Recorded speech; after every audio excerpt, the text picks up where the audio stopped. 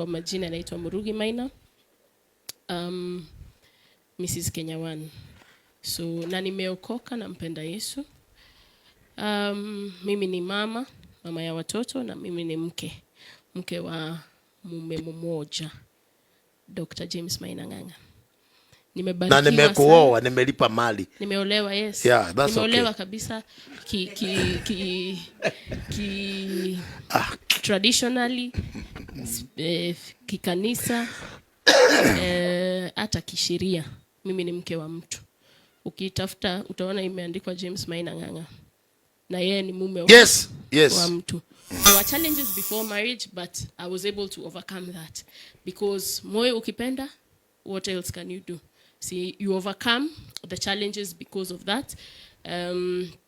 So I got into marriage. And panda shuka ni kwamba the challenges that were there. Madam, wacha kurukaruka huko. Uliwahi tukutoroka. That's what people. Ama sio hiyo. Basi sitauliza. Basi wewe uliza wewe. Wewe uliza wewe Bishop. Pole tu taratibu, sawa. Because watu wanasikiza. Lakini simulaumu amezoea kuhoji watu wa mapepo. Mapepo. Aki wewe. Sawa tu. The same challenges that were there during courtship, hiyo yenye ilikuwa kwa kuchumbiana, inaweza ikakufuata hata ndani ya ndoa. Why? Because namba si ile ya simu. Watu ni wale. So wanakutafuta hata after marriage. So sasa nikampatia simu. Nikamwambia angalia huyu.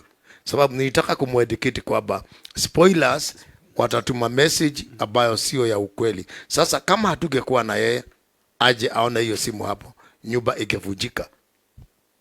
Nikamuonesha, na tumekuwa na yeye siku 3 siku 4. Sasa huyu ametoka katikati na hakuna mahali nilienda. So yeye mwenyewe akaniambia hawa ni house breaker. Ni watu ambao wanavuja nyumba. Na sasa kwa sababu kuna watu wanataka kukusikiliza, wanataka kujua uliwezaji ukaseto. But the challenges were there. There was what can I call it? External influence.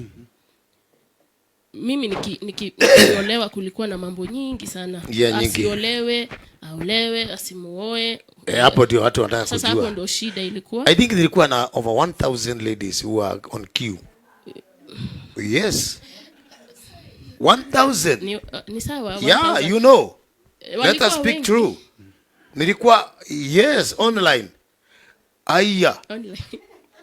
Wale walikuwa online. Hey. Q. Okay. Unajua hata I lost ashes. Yeah. You know that? Yes.